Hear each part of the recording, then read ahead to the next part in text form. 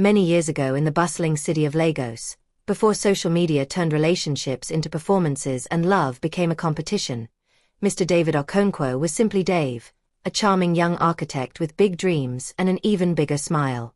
He worked at a small firm in Victoria Island, designing buildings and chasing clients with promises that tomorrow would bring better proposals. It was during those struggling years that he met Grace, a soft-spoken teacher who admired his ambition and loved how he could weave Bible verses into romantic conversations. When he told her, "You are wonderfully made," she blushed and replied, "Then treat me like a wonder, not a mistake waiting to happen." Their wedding was intimate, held in her hometown with barely enough food to go around, but their love felt abundant. Life in their small apartment was simple but sweet. Every evening, Dave would return home, kick off his shoes and call out, "Grace, where is my special meal?" She would emerge from the kitchen laughing, "Coming right up, my architect of happiness." Their neighbors admired their connection, and Grace prayed constantly that their hard work would bear fruit.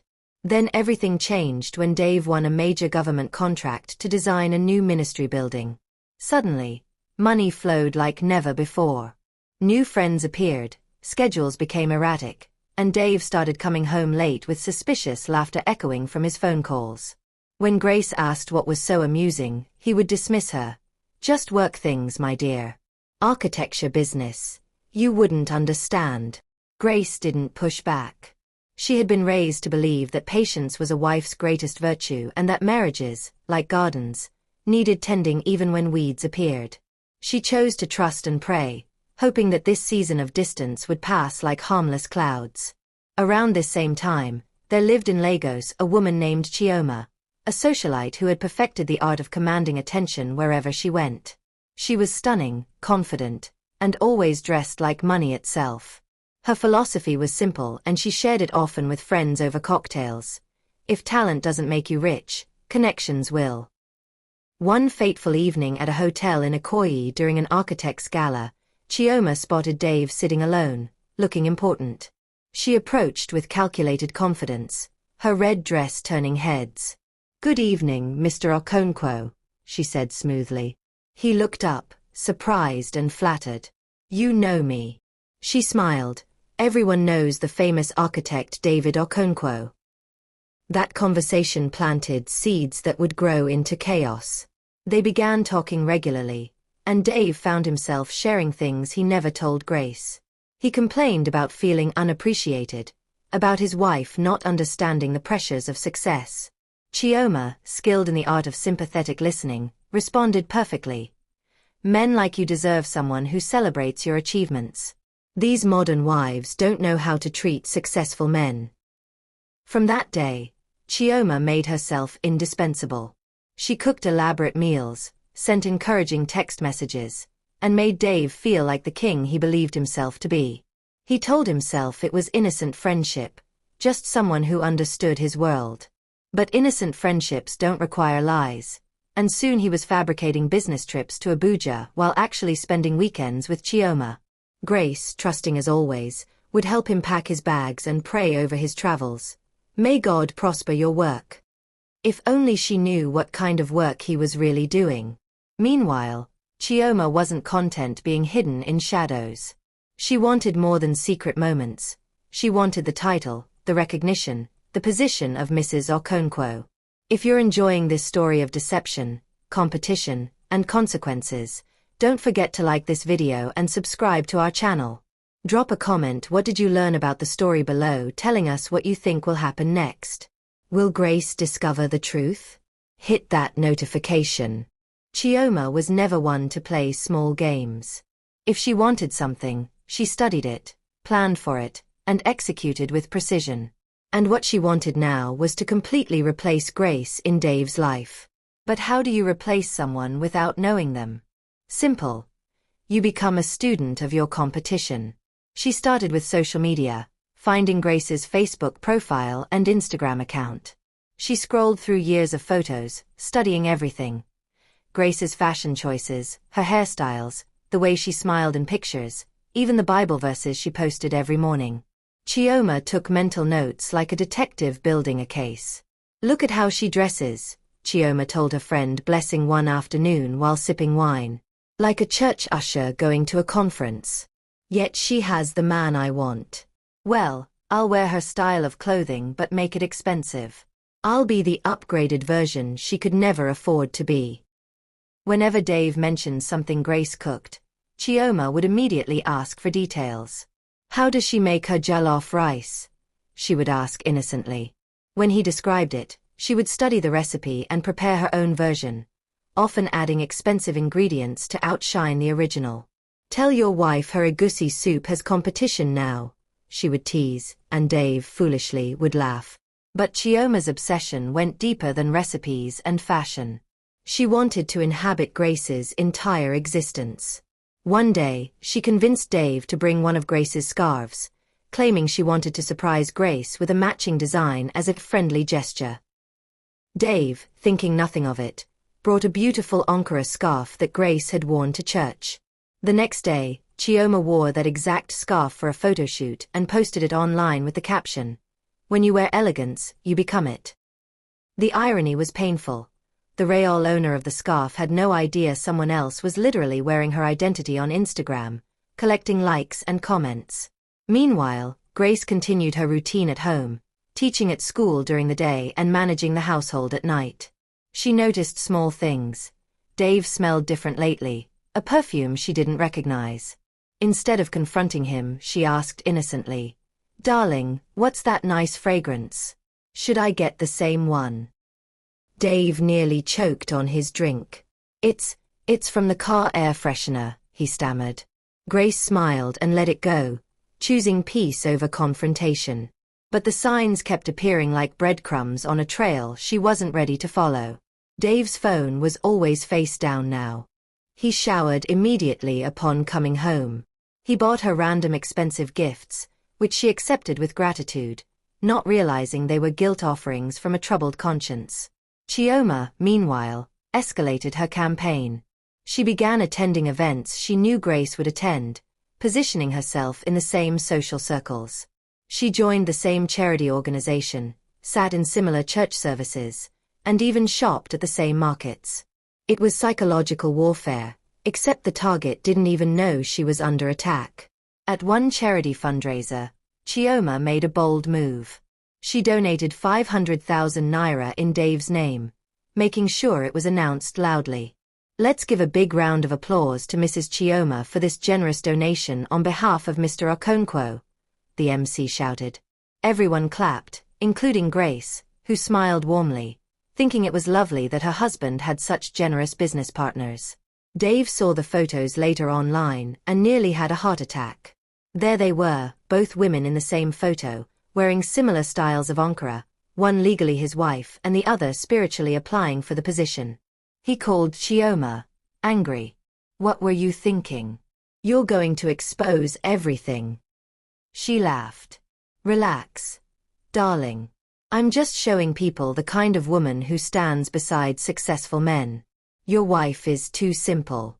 The world needs to see you with someone who matches your status." Dave shook his head, realizing for the first time that he had created a monster. "Chioma, this obsession will destroy us both." "Then at least we'll be destroyed together," she replied with frightening calmness. By the time Dave turned 50, his life had become a complicated web of lies that would make even a spider dizzy. He had one life with Grace, one with Chioma, and a third life consisting entirely of the excuses he told both women. Every morning, he left home with his Bible in the car and his conscience buried somewhere he couldn't find it. At home, Grace remained the devoted wife, praying for her husband's continued success and favor. "Lord, let him find favor before important people," she would pray. And indeed, he was finding favor, just not the kind she imagined. His favor was with Chioma, who now called herself the modern queen, and had made it her mission to dethrone Grace. Chioma no longer wanted to be the secret. She wanted the spotlight, the title, the respect that came with being Mrs. Okonkwo. In her mind, she already was.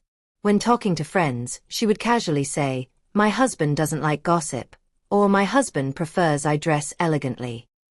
Her friends would ask, confused, "Which husband?" She would wave them off. The one who wears Italian suits, obviously. One Friday morning, a ridiculous argument erupted in Dave's home over toothpaste.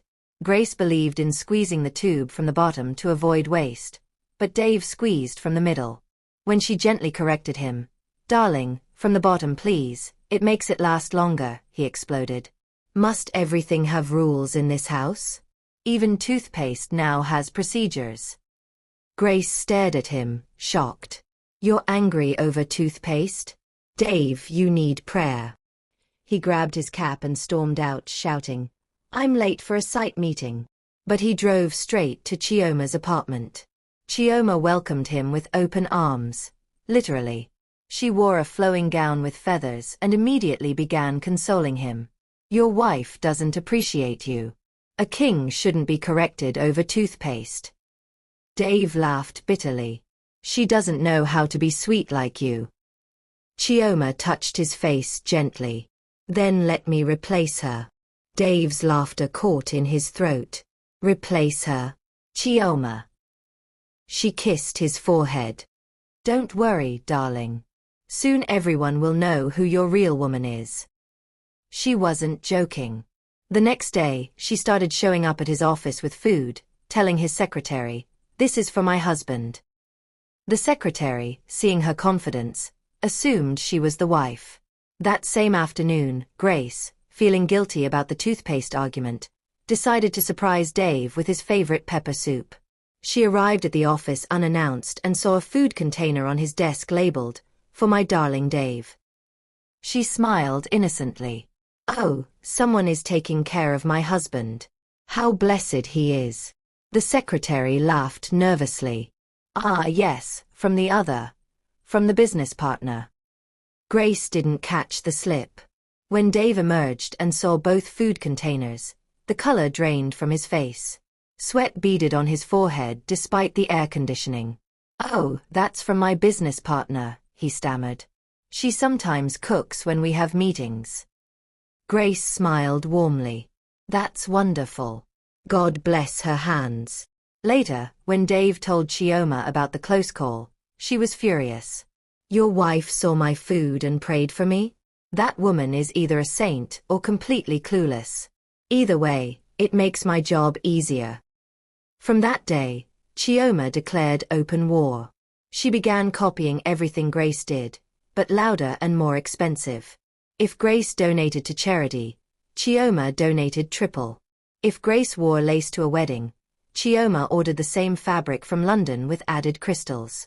If Grace posted, "Happy anniversary to my husband," Chioma would post cryptic messages like, "Some men are worth every risk," with heart emojis. Grace's friends started noticing. One sent her a screenshot of Chioma's post. "Do you know this woman? She keeps posting about someone's husband." Grace looked at the profile picture and shrugged. "Maybe she's going through something. Let's pray for her." Her friend stared in disbelief at Grace's pure heart, not knowing whether to admire it or worry about it. Meanwhile, Dave was exhausted from juggling two worlds. He bought gifts for both women, told lies to both, and prayed neither would discover the full truth. He started looking older, tired, and perpetually nervous. Grace noticed and attributed it to work stress. Chioma noticed and blamed Grace for not taking care of him properly. The collision course was set. And neither woman knew that the explosion was just days away.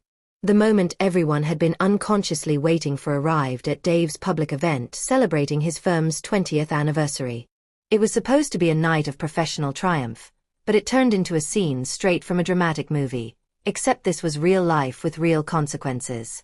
Chioma arrived early, dressed in an expensive gold gown that sparkled under every light. She positioned herself strategically in the front row, right next to the seat reserved for Dave. When he arrived and saw her, his stomach dropped. "Chioma, what are you doing here?" She smiled sweetly. "Supporting my man, of course." Before he could protest, the MC approached with a microphone. "Ladies and gentlemen, let's hear from the beautiful Mrs. Okonkwo." Dave's eyes widened in horror, but the MC was already handing the microphone to Chioma, who stood gracefully, clearly enjoying the misunderstanding. "Good evening, everyone," Chioma began, her voice smooth and confident. "I want to thank my husband, Mr. David Okonkwo, for being a man of vision and excellence." The audience clapped politely. Dave sat frozen, unable to breathe, watching his world collapse in slow motion. At that exact moment, the hall doors opened, and Grace entered. She wore a simple but elegant white wrapper and gold head tie, her natural grace radiating despite the modest attire. The room fell silent. People's heads turned back and forth between the two women. The MC dropped his microphone with a loud thud. Chioma's smile faltered, but she recovered quickly. "Oh, you're here too, madam," she said loudly, her voice overly cheerful. Grace, completely oblivious to what had just happened, smiled warmly. "Good evening. How are you?" Chioma laughed nervously. "We've met before, haven't we?" Dave jumped up, his voice too loud. "This is Chioma, our fashion consultant. She helps with corporate styling." Grace nodded pleasantly. "Oh, how lovely. You look beautiful. You must be very good at your job." Dave gulped water like a man trying to swallow his own guilt. After the event, Chioma called Dave, screaming, "You humiliated me. You let your wife walk in and introduce me as a consultant." Dave yelled back, "What did you expect me to do? Tell my wife to stay home for my anniversary celebration?" Chioma hissed, "If you loved me, you would have introduced me properly. I can't even introduce you to my own conscience." Dave shouted. Silence filled the phone line before Chioma spoke slowly, dangerously calm. "Don't worry, Dave. One day, you'll introduce me properly. I'll make sure of it." She hung up, and for the first time, Dave felt genuine fear about what he had created. From that night, Chioma couldn't sleep. Every time she closed her eyes, she saw Grace's calm, peaceful smile. That smile said everything without words. "You can never be me." And it infuriated Chioma more than any insult could have. She told herself Grace must be pretending, must be planning something. "I need to finish her before she finishes me," Chioma muttered to herself. That's when desperation led her down a dark path. She contacted a woman in Transamodi known as Mama Blessing, who claimed to have spiritual powers to secure love and tie hearts. Mama Blessing's house was a strange mixture of religious symbols and traditional items, with the smell of incense heavy in the air. "You want to secure your place in this man's life?" Mama Blessing asked, her eyes knowing. Chioma nodded eagerly. "Yes. I've invested everything in him. He promised me marriage, but his wife is blocking my destiny." Mama Blessing smiled mysteriously. "Then bring me a strand of his hair, something belonging to his wife, and a photo of them together." Chioma felt a moment of hesitation but pushed it aside.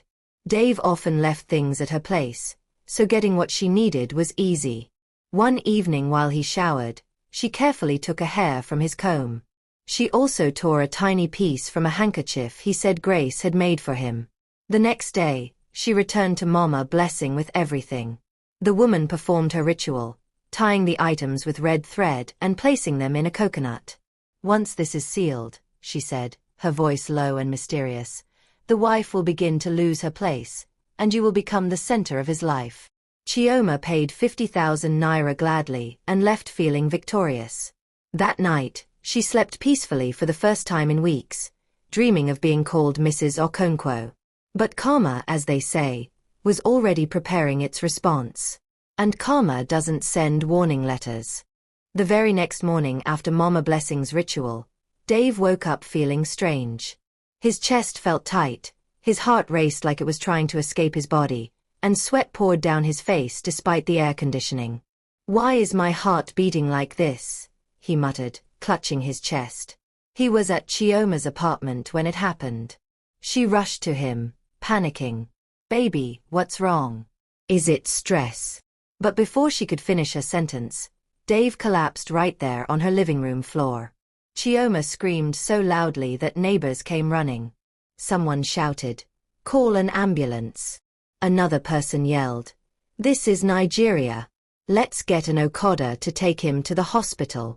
They managed to get Dave to a nearby hospital, with Chioma following behind, crying dramatically. My husband. Oh, my husband, she wailed. The nurses exchanged glances. One asked, Your husband? Chioma stammered. Yes. I mean, my fiancé. No, wait, my friend's husband. It's complicated. Meanwhile, at home, Grace was preparing dinner when her phone rang. It was one of Dave's employees. Ma, please come to City Hospital quickly. Mr. Okonkwo collapsed. Grace dropped everything, grabbed her car keys, and rushed to the hospital, her heart pounding with worry. When she arrived, there was already a small crowd outside the emergency ward, some genuinely concerned, others clearly there for the potential drama. Grace pushed through, asking for her husband. I'm his wife, Mrs. Grace Okonkwo, she told the nurse. The nurse frowned. Wait, another woman just said she was his wife. Before Grace could process this, a loud wail came from inside the ward. It was Chioma, wearing dark sunglasses indoors, weeping theatrically. My love. Don't die and leave me. You promised to marry me. Everyone turned to stare. Grace stood frozen, reality slowly dawning on her. She walked into the ward quietly, her face unreadable. Dave lay on the bed with oxygen tubes, his eyes closed. Chioma was kneeling beside him, holding his hand like a widow in training. When Dave's eyes fluttered open and he saw both women standing there, his heart nearly stopped again. Jesus Christ, he gasped. Am I in heaven or hell? Grace stepped closer, her voice calm but firm. Dave, who is this woman? Before he could answer, Chioma jumped up. I'm the one who loves him. The one who's been there for him through everything. The one he promised to marry. The nurse's eyes widened. They'd seen drama before, but this was cinema quality. Dave groaned. Chioma, are you trying to kill me twice? The doctor interrupted. Sir, please, your blood pressure is dangerously high. Everyone needs to calm down. Chioma, realizing the situation was spiraling, stood up dramatically. Don't listen to him. He's sick because of his wife's wickedness. At that point, Dave sat up, yanked off his oxygen tube, and shouted, Wickedness? Chioma, it's your bad cooking and your manipulation that almost sent me to my grave. One of the nurses couldn't help but laugh. Grace just looked at both of them, shook her head slowly, and said, You two really deserve each other. She turned to leave. Dave panicked. Grace, wait. Please don't go. But she walked away calmly, her back straight, never looking back. That walk out of the hospital ward was the most dignified exit anyone had ever seen. Even Chioma, for a brief moment, felt a twinge of respect before her pride crushed it. The next day, Dave was discharged, but the damage was done. Someone in the hospital had recorded the entire argument and posted it on WhatsApp with the caption, Architect collapses inside chick's house. Wife shows up. Watch till the end. Within hours, it went viral across Lagos. The video spread faster than traffic on 3rd Mainland Bridge. Comment sections exploded with opinions. This life no balance oh. See how side chick no even get shame. But wait, the wife just walk comet like queen. Dave's phone wouldn't stop ringing, but every call started with, Omo, I just saw the video. For Chioma, the consequences were immediate and brutal. Her landlord, a deacon in church, called her. Madam, I'm renovating this building. Please find somewhere else. Everyone knew it was a shame eviction. Her friends started avoiding her. One texted, Babe, I can't be associated with your kind of competition. You're even competing with people's shadows. Dave's business began to suffer mysteriously. Contracts he was sure of fell through. Partners stopped returning his calls. His reputation, once solid, now had cracks spreading through it like a poorly built foundation. And then the nightmares started. He kept dreaming of coconuts and someone calling his name, tying things he couldn't see. One night, he woke up screaming, "Holy Ghost fire!" He immediately called Chioma. "What did you do? What ritual did you perform?" Chioma's silence told him everything. "You went to a spiritualist, didn't you?" His voice was cold. "Chioma, you don't know the difference between love and destruction." Chioma tried to apologize, but it was too late. Dave told her clearly, "You were fighting for something I never truly gave you. You should have prayed to have Grace's heart, not her position." As if losing Dave wasn't enough, Mama Blessing started calling, demanding more money. "You didn't complete the ritual. Bring 200,000 naira or I'll reverse everything." Chioma, angry and desperate, shouted, "Reverse it then. I don't care anymore. Leave me alone." And reverse it Mama Blessing did. Within days, Chioma fell seriously ill. Her skin itched constantly, her hair started falling out, and she had nightmares about coconuts chasing her through markets. Chioma's life unraveled faster than a cheap sweater. The illness that struck her was unlike anything she'd experienced before. Every morning, she woke up to find more hair on her pillow. Her skin, once smooth and glowing, developed rashes that no cream could heal. But worse than the physical symptoms were the nightmares that haunted her every time she closed her eyes. In her dreams, she was always running through a market, chased by rolling coconuts that whispered her name. She would wake up screaming, drenched in sweat, her heart racing. Her cousin, who had reluctantly taken her in, would rush into the room, worried. "Chioma, what's wrong with you? You need to see a doctor." But Chioma knew this wasn't a medical problem. This was spiritual, and she had brought it upon herself. In desperation, she dragged herself to a real church, not the kind that mixed faith with fetish, but a genuine place of worship. The pastor took one look at her and sighed deeply. "My daughter," he said gently but firmly, "you have been tying what doesn't belong to you. That's why your own peace is being untied." He prayed for her, a long, intense prayer of deliverance. Chioma wept throughout, not the theatrical crying she had performed at the hospital, but genuine tears of regret. As she recovered slowly over the following weeks, Dave had completely cut her off. Her calls went unanswered. Her messages were blocked. Even when she tried calling from different numbers, he would pick up only to shout, "You again? Haven't you done enough damage?" and hang up immediately. Meanwhile, Grace had moved on in the most powerful way possible, by simply continuing her life. She focused on her children, threw herself into her teaching job, and treated Dave like a stranger whenever he tried to talk. She didn't shout or throw things or create scenes. She just removed him from her emotional space. This silence hurt Dave more than any argument could have. He tried apologizing, bringing gifts, even writing her letters. But Grace had reached a point where words meant nothing. "I forgive you," she told him calmly one evening, "but forgiveness doesn't mean I have to stay. I need peace, not apologies." The house felt emptier than it had ever been. Even the housekeeper refused to cook for Dave, saying, "Madam didn't leave instructions." He sat in his large living room, surrounded by expensive furniture, realizing that material wealth meant nothing when you'd lost your moral foundation. Chioma, now living in her cousin's cramped one-room apartment, was surviving on pap and small pride. She had sold her iPhone to buy food. Her Range Rover had been repossessed because, as she discovered too late, everything was registered under Dave's company. His lawyers had taken it all back. The car, the boutique inventory, even the generator. "What did you expect?" her cousin asked sadly when Chioma collapsed crying on the floor. "You built your house on borrowed sand. Now the tide has come."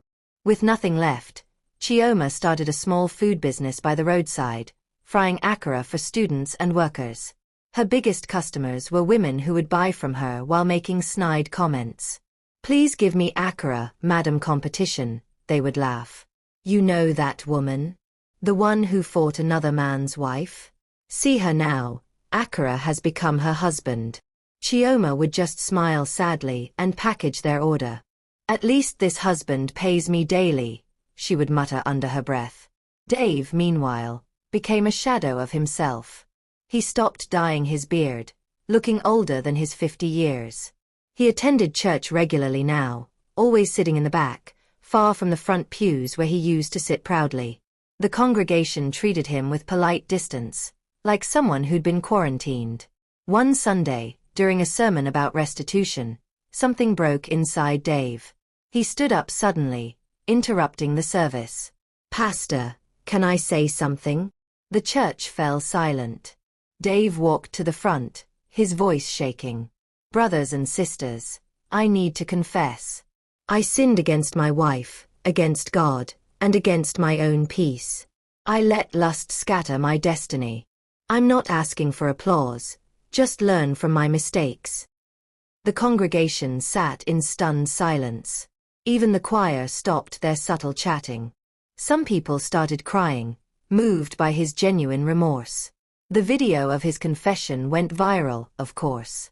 In the age of smartphones, nothing stays private. When Chioma saw it on Facebook, she hissed, "So now he's a holy man? God, are you seeing this?" But even as she mocked him, something inside her shifted. Seeing Dave's broken state made her realize they had both lost everything chasing something that was never real. One evening, as the sun set over Lagos, painting the sky orange and purple, Chioma sat outside her cousin's house, frying akara for the evening customers. A car pulled up, and her heart nearly stopped. It was Grace, looking elegant in a simple Ankara gown, holding her daughter's hand. Grace stepped out of her car with the kind of grace that comes from inner peace, not outward performance. Her daughter, a bright-eyed 7-year-old, held her hand and asked innocently, "Mummy, is this where we're buying snacks?" Grace nodded, smiling down at her child. Chioma froze when she recognized Grace. Her hand trembled slightly as she held the spatula. "Good afternoon, Ma," she managed to say, her voice barely above a whisper. All her former confidence had evaporated, leaving behind only the shell of the woman who once walked into rooms demanding attention. "Good afternoon, Chioma," Grace replied calmly, no anger in her voice, just acknowledgement. "I heard your akara is very good. I came to buy some." Chioma almost fainted from shock. Of all the people in Lagos, why would Grace come here? Was this mockery? Was this revenge? But Grace's face showed no malice. She genuinely seemed to be there just to buy food. "Please give me 2,000 naira worth," Grace said, opening her purse. Chioma packaged the akara with shaking hands, unable to meet Grace's eyes. The transaction was surreal, the wife buying food from the former side chick, as if this was the most normal thing in the world. As Grace took the package, she paused and looked directly at Chioma. "I didn't come here to mock you," she said softly. "I came to tell you something important. Peace tastes better than power. That's a lesson I learned, and maybe it's one you needed to learn too." Chioma's eyes filled with tears. "Madam, I'm so sorry. I was competing with the wrong woman. I was competing with someone who wasn't even playing the game." Grace nodded slowly. "That's the thing about real wives, Chioma. We're not competing. We're just living our lives with integrity. The competition was only in your mind." Grace's daughter tugged her hand. "Mummy, can we go now?" Grace smiled at her child, then looked back at Chioma one last time. "I hope you find your own happiness someday, the kind that doesn't require taking from someone else." Then she walked back to her car and drove away, leaving Chioma standing there with tears streaming down her face. That night, Chioma knelt beside her bed in her cousin's cramped room and prayed the most honest prayer of her life. "God, if you ever make me a wife, please don't let me become another woman's headache.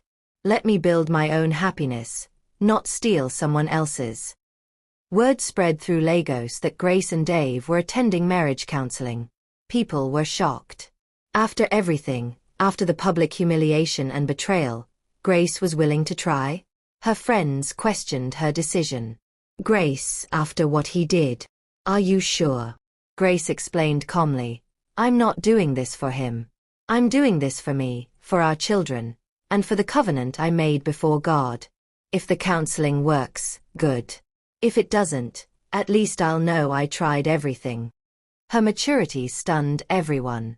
Here was a woman who could have played the victim, milked the sympathy, dragged her husband through public shame. Instead, she chose dignity. The counseling sessions were brutally honest. Dave had to face not just what he did, but why he did it. The counselor, a wise elderly woman named Mrs. Adebayo, didn't let him hide behind excuses. You felt unappreciated, she challenged. So instead of communicating with your wife, you sought validation from a stranger? How exactly did that work out for you? Dave had no answers, only shame. I destroyed everything for something that was never real, he admitted. I had a good woman at home and I treated her like she was ordinary. I made ordinary feel special and special feel ordinary. Mrs. Adebayo nodded. That's what happens when a man's values get inverted. You measured worth by excitement instead of substance. Grace sat quietly during these sessions, her face unreadable. Sometimes Dave would glance at her, hoping for a sign of softening, but she remained composed. I need to see change, not just hear apologies, she told him. Words are cheap. Show me through your actions that you understand what you lost and why it matters. Dave took her words seriously. He started coming home at reasonable hours, not because he was being watched, but because he genuinely wanted to rebuild. He stopped treating their home like a hotel and started treating it like the sanctuary it should have been all along. He helped with homework, did dishes, and actually listened when Grace spoke about her day. Slowly, very slowly, something shifted. It wasn't the passionate romance of their early years, but something deeper, respect. Grace began to see genuine remorse in Dave's eyes, not just guilt. And Dave began to understand what he'd almost permanently destroyed. People started noticing the change. At church, Dave no longer sat in the back. He sat with his family, and when his wife needed to carry their son, he would hold her handbag without shame. When someone mocked him, "Architect carrying handbag like houseboy," he replied calmly, "I'm carrying my peace. You should try it sometime." Chioma heard about their reconciliation through the neighborhood gossip network. Part of her felt bitter. Why did Grace get her happy ending while she suffered? But another part of her, the part that was slowly growing wiser through hardship, understood something profound. Grace's happy ending wasn't a gift. It was something she'd built through patience, dignity, and genuine love. One rainy afternoon, as Chioma packed up her Acura stand, a young woman approached her. She was well-dressed, clearly educated, and she looked nervous. "Excuse me, are you Chioma?" Chioma's guard went up immediately. "Yes, why?" The woman smiled sadly. "My name is Bukola. I'm currently involved with a married man. I heard your story, and I wanted to ask you something." Chioma's heart sank. She knew where this was going. "Let me guess, you want advice on how to win?" Bukola shook her head. "No. I want to know if it was worth it. All of it. The fighting, the competition, the loss. Was it worth it?" Chioma looked at this young woman and saw her past self. Ambitious, confident, willing to destroy for what she thought was love. "No," Chioma said firmly. "It wasn't worth a single second. I destroyed a good woman's peace. I destroyed my own dignity. And for what? A man who was never truly mine. Someone who belonged to another woman's prayers and patience." She stepped closer to Bukola. "Let me tell you something nobody told me. You cannot build happiness on another woman's tears. That foundation will always crumble." Bukola's eyes filled with tears. "But I love him." Chioma laughed bitterly. "I thought I loved him too. But I didn't love Dave. I loved the idea of winning. I loved the competition. I loved proving I could take what wasn't mine. That's not love, sister. That's ego wrapped in lipstick." The young woman thanked her and walked away, and Chioma hoped she would make a better choice than she had. As the rain intensified, Chioma packed up her things and headed back to her cousin's place, her clothes damp, her heart a little lighter. She was finally learning what Grace had known all along. True peace comes from within, not from external validation. 6 months after the hospital incident, Lagos had moved on to other scandals, but the people involved were still processing the aftermath.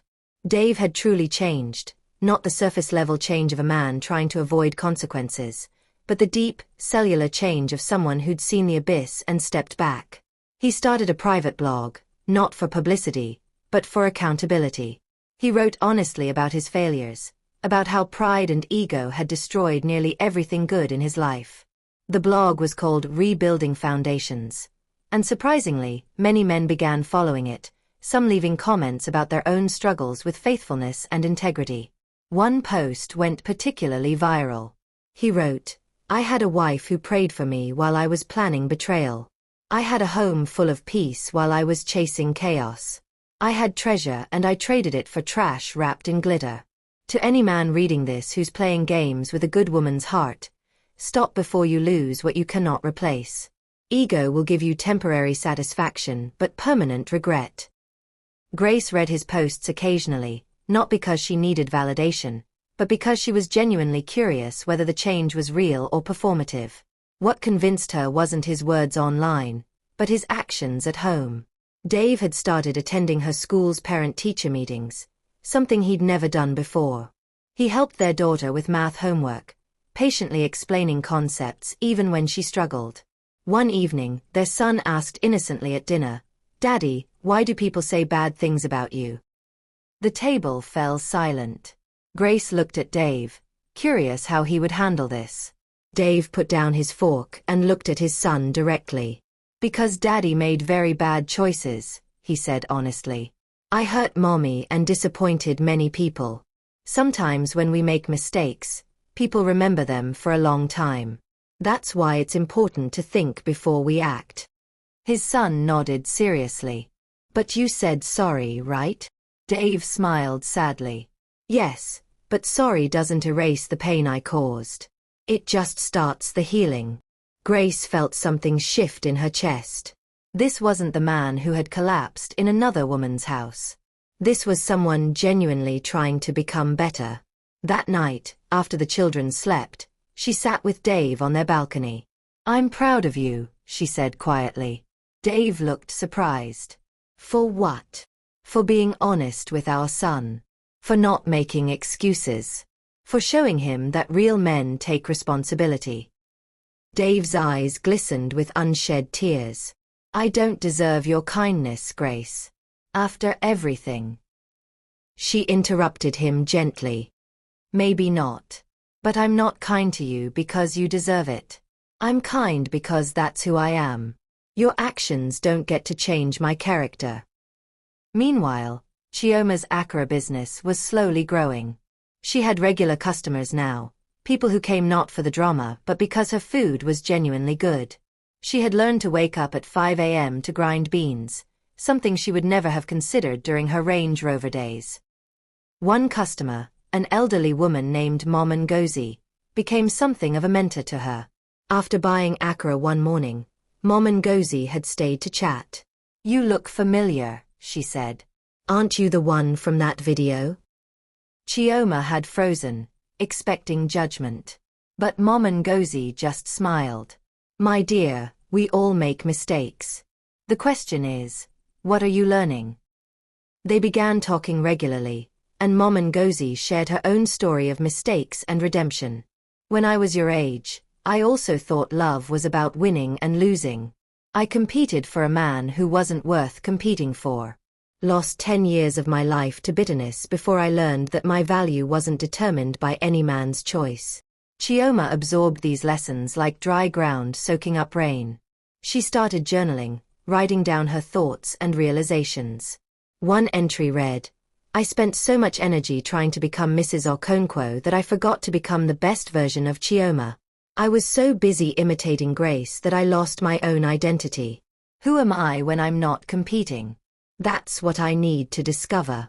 She began attending a small church near her cousin's house, not the big cathedral where she used to show off outfits, but a humble congregation that focused on genuine transformation. The pastor there, Pastor Emeka, preached about authentic change versus cosmetic change. Many of us want God to change our circumstances, he said one Sunday. But God wants to change our character. Because if your character doesn't change, you'll just repeat the same mistakes in new circumstances.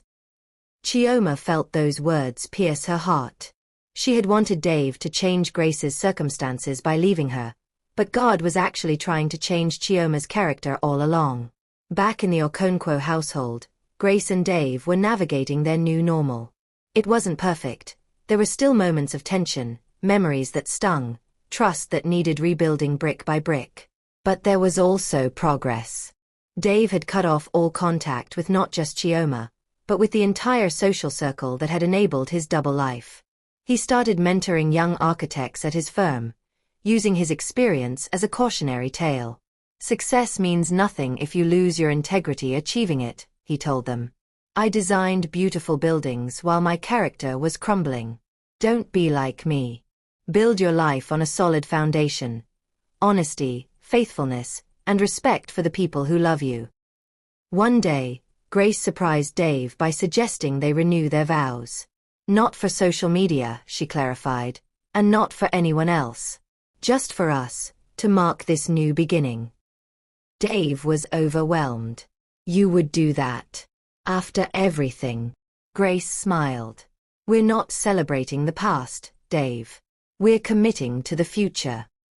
The ceremony was small, just family and a few close friends. But it was genuine. When Dave recited his new vows, there wasn't a dry eye in the room. Grace, I once had you and didn't value you. I once promised forever and broke it with lies. Today, I'm not promising perfection. I'm promising presence. I'm promising that every day, I'll choose you again. Not because I have to, but because I finally understand what I almost lost. A year had passed since the hospital scandal, and Lagos, true to its nature, had mostly moved on. But the people involved in the story had been permanently changed. Grace had blossomed into a version of herself that was both softer and stronger. She started a counseling ministry at her church for women dealing with marital betrayal, creating a safe space for wives to process their pain without judgment. Her first session had only 3 women, but word spread quickly. Within months, she was counseling 15 to 20 women weekly. She didn't preach staying or leaving. She focused on helping women find their own strength and clarity. Your marriage is your decision, she would say, but your healing is your responsibility. Don't give anyone else power over your peace. One afternoon, a young woman arrived for counseling. When Grace looked up from her notes, her breath caught. It was Bukola, the woman who had approached Chioma months ago. Mrs. Okonkwo, I hope it's okay that I'm here, Bukola said nervously. Chioma told me about your counseling ministry. Grace smiled warmly. Everyone is welcome here. Sit down. Over the next hour, Bukola shared her story. She had ended the affair with the married man after talking to Chioma. She told me something that stayed with me, Bukola said. She said I couldn't build happiness on another woman's tears. When I really thought about it, I realized I was becoming someone I didn't recognize. Grace nodded with understanding. That's the first step, recognizing when you're off your path. What matters now is what you do next. They talked about identity, about finding validation from within rather than from male attention, about building a life of substance rather than drama. Meanwhile, Dave's transformation was being noticed in his professional circles. A local newspaper wanted to interview him about his firm's recent success on a major project. During the interview, the journalist asked, Mr. Okonkwo, you've had some personal challenges over the past year. How did that affect your work? Dave could have deflected. Instead, he answered honestly. My personal failures taught me something crucial about foundation and structure. In architecture, if the foundation is flawed, the building will eventually collapse no matter how beautiful it looks. The same is true for life. I was building an impressive career on a crumbling personal foundation. The collapse was inevitable. The article, titled "The Architect Who Rebuilt Himself," went viral. People were surprised by his honesty. In a culture where men rarely admitted mistakes, Dave's transparency was both shocking and refreshing. He received messages from men all over Nigeria thanking him for his courage to speak truthfully. One message particularly moved him. It was from a young architect who wrote, "Sir, I was about to start an affair with my secretary. Your story made me realize I was about to throw away 15 years of marriage for temporary excitement. I went home, confessed to my wife about the emotional affair that hadn't yet become physical, and we're in counseling now. You saved my marriage, sir." Dave showed the message to Grace. "I don't deserve credit for this," he said. "I'm just trying to prevent others from becoming as foolish as I was." Grace touched his hand gently. "That's called redemption, Dave. Using your mistakes to help others avoid the same pit." Chioma's life had taken an unexpected turn as well. Her akara business had grown so much that she was able to rent a small shop. She expanded her menu to include other breakfast items: moi, pap, bread, and tea. Chioma's kitchen became known not for scandal but for quality food and fair prices. More importantly, she had started volunteering at a women's shelter, helping young women who had escaped abusive relationships or made poor choices. Her lived experience gave her credibility. When she told them, "I know what it's like to lose yourself chasing someone else's husband," they listened because they knew she wasn't judging from a pedestal. One evening, as she was closing her shop, a car pulled up. Her heart skipped, old habits of fear returning. But it was just a customer, or so she thought. When the woman stepped out, Chioma recognized her immediately. It was Grace, but this time she wasn't alone. She was with two other women. "Good evening, Chioma," Grace said warmly. "These are my friends from church. We heard your moi is exceptional." Chioma was speechless. Grace was promoting her business? "Thank you, Ma," she managed to say, quickly preparing their order. As Grace waited, she looked around the modest shop, noting the cleanliness, the scripture verses on the wall, the prices that were fair rather than exploitative. "You've built something good here," Grace observed. Chioma's eyes watered. "I'm trying to build something honest this time." Grace nodded. "That's all any of us can do, try to be better than we were yesterday." She paid for the food, adding a generous tip, and before leaving, she said something that Chioma would never forget. "You know, Chioma, I never hated you. I pitied you. Because you were fighting so hard for something that would never fulfill you. I'm glad you found your own path." After they left, Chioma sat down in her shop and cried, not from sadness but from the overwhelming realization that Grace, both the woman and the concept, was more powerful than she had ever imagined. Here was someone she had tried to destroy, now supporting her business and speaking words of encouragement. That night, she wrote in her journal, "I spent years trying to steal someone else's life. Today, someone whose life I tried to steal helped me build my own. If that's not God, I don't know what is." Dave and Grace's children were thriving in the restored peace of their home. Their daughter, who had been struggling with anxiety during the turbulent period, was now excelling in school. Their son, who had started acting out, was calmer and happier. Children, it turned out, were the most honest barometers of a home's atmosphere. One Sunday at church, the pastor gave a sermon about restoration. He talked about how God doesn't just forgive, but rebuilds. As examples, he shared stories of transformation in their congregation, and with permission, he mentioned Dave and Grace's journey. This couple could have let scandal define them, he said. Instead, they let God refine them. After service, several couples approached them, asking for advice on their own struggling marriages. Dave and Grace looked at each other, and without speaking, they both understood. This was their ministry now, being transparent about their brokenness so others could find hope in their healing.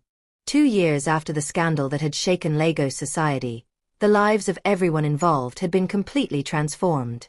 Grace and Dave celebrated their 20th anniversary with a quiet dinner at home, choosing intimacy over spectacle. Their children had helped decorate the living room with handmade cards that read, "Best parents ever," and "Love always wins."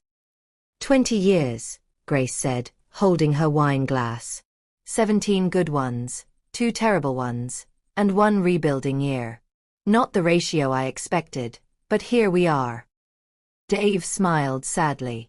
If I could go back and change those 2 years. Grace interrupted him gently. We can't live in the past, Dave. Those years happened. They taught us what we needed to learn. Dave nodded, understanding that Grace wasn't minimizing his betrayal but refusing to let it define their future. You know what I learned? He asked. That a real marriage isn't about never falling. It's about whether you both choose to stand back up together. Grace clinked her glass against his. Together. That's the key word. Their marriage had become a testimony in their community. They started hosting a monthly gathering in their home called Real Talk, where couples could discuss marriage struggles without pretense. No perfect Instagram photos, no fake smiles, just honest conversations about the challenges of staying committed in a world full of distractions. At one session, a young husband asked Dave, "How do I affair-proof my marriage?" Dave thought carefully before responding. You don't affair-proof your marriage by avoiding temptation. You affair-proof it by building something so valuable that no temptation is worth the cost. Every day, I choose Grace not because there are no other attractive women in the world, but because what we're building together is irreplaceable. Grace added, and women, don't make your entire identity about being a wife. I almost lost myself trying to be the perfect wife. Now I'm a wife, yes, but also a counselor, a teacher, a friend, a woman with her own dreams and identity. Dave didn't marry a shadow, he married a whole person. The couples in attendance nodded thoughtfully, many taking notes. This wasn't the sanitized version of marriage they saw on social media. This was raw, real, and revolutionary in its honesty. Chioma's transformation had been equally dramatic. Chioma's kitchen had expanded to 2 locations, and she had hired 3 employees, all young women who needed a second chance. She specifically sought out women with difficult pasts, former party girls, single mothers struggling to survive, women recovering from toxic relationships. I hire women people have given up on, she explained to a local food blogger who wanted to feature her business. Because someone gave me a chance when I had nothing. Well, not just someone, several people. And one of them was the very woman I tried to destroy.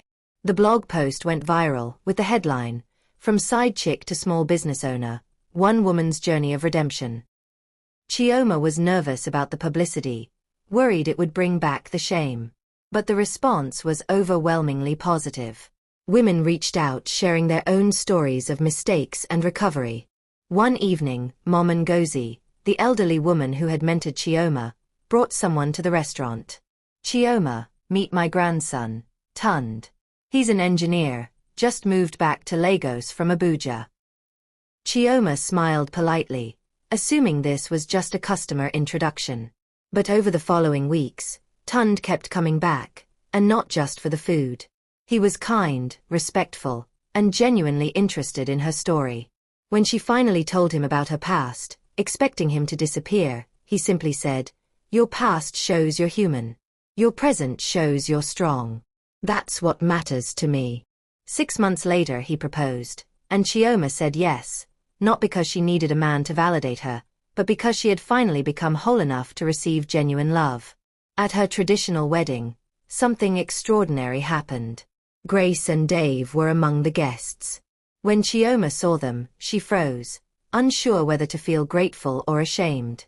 Grace walked up to her, stunning in her lace wrapper, and hugged her warmly. "Congratulations, Chioma. I'm so happy you found your own happiness." Chioma wept. "Ma, I don't deserve your kindness. After everything I did." Grace held her shoulders firmly. "Listen to me. We don't get to hold people hostage to who they used to be. You've changed. You've grown. That's what matters. Let the past rest so your future can flourish." Dave approached, and for a moment, awkwardness filled the air. Then he extended his hand. "Chioma, I want to apologize. I blamed you for everything, but I was the married one. I was the one who betrayed my vows. You're not the villain of my story, I am. I hope you and Tund build something beautiful and honest."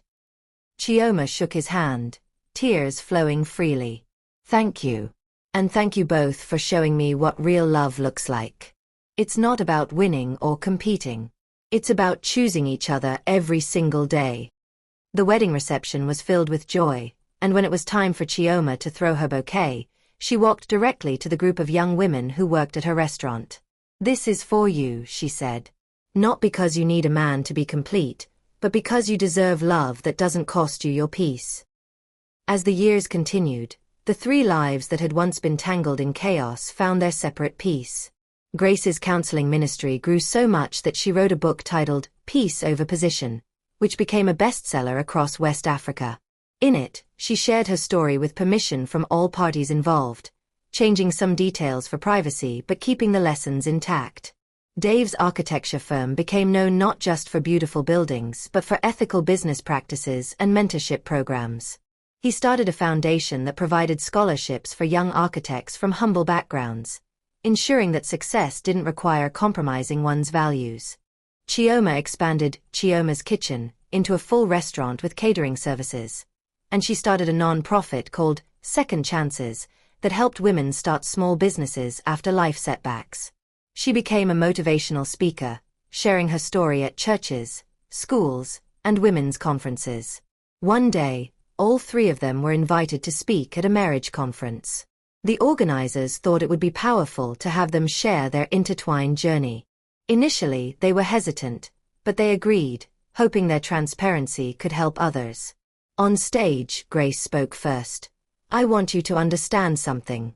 Forgiveness isn't about being weak or letting people walk over you. It's about refusing to let someone else's mistakes poison your future. I forgave Dave not because what he did was okay, but because my peace was more important than my pride. Dave followed. Men, let me be clear. There is no justification for betrayal. Not stress, not lack of appreciation, not temptation. Your vows mean something. Your wife's trust means something. I almost lost everything chasing an illusion. Don't be as foolish as I was. Finally, Chioma spoke, her voice strong but humble. Ladies, especially young women, hear me clearly. Another woman's husband is never your destiny. If God wanted you with that man, he wouldn't be married to someone else. I wasted years of my life competing for something that was never meant for me. Build your own life. Don't steal someone else's. The audience was silent, absorbed in the raw honesty. When they finished, people didn't just applaud. Many wept, recognizing their own stories in this tale of failure and redemption. After the conference, as they were leaving, Grace, Dave, and Chioma stood together for a moment. Who would have thought, Chioma said, that we'd end up here, all healed and helping others? Grace smiled. God's been in the redemption business for a long time. We're just the latest examples. Dave added, I'm grateful. Not for the pain I caused, but for the lessons learned and the people we've become. They parted ways, each returning to their respective lives, but connected forever by a story that proved transformation is possible when people choose honesty, humility, and healing. Years later, when people asked Grace how she managed to forgive such betrayal, she would always say the same thing: I didn't forgive for him. I forgave for me. Bitterness is a prison, and I chose freedom. Besides, everyone deserves a chance to become better than their worst mistake. Dave took that chance seriously, and that made all the difference. And when people asked Chioma how she rebuilt her life after such public shame, she would smile and say, I stopped competing with other women and started competing with my yesterday self. Every day, I ask, am I better than I was yesterday? That's the only competition that matters. As for Dave, when other men asked for his secret to a restored marriage, he would say simply, consistency. Grace didn't believe my words. She waited for my actions. And every single day, I had to show up as a man worthy of her trust. Not because she demanded it, but because she deserved it. The story that began with deception, competition, and chaos ended with redemption, restoration, and wisdom. Three lives that had collided in the worst way possible had somehow found their way to peace, proving that endings don't have to define us, our response to those endings does. The end. Thank you for journeying through this powerful story of mistakes, consequences, and redemption. This tale shows us that no situation is beyond hope if people are willing to change genuinely. What was your biggest takeaway? Share in the comments what did you learn from this story below. If this story touched you, please like this video to help others find it. Subscribe to our channel for more inspiring stories. Share this with someone who needs to hear it. Turn on notifications so you never miss our next story. Remember, your past doesn't determine your future. Your choices today do. Choose wisdom, choose integrity, choose peace. Until the next story, stay blessed and stay authentic. Goodbye.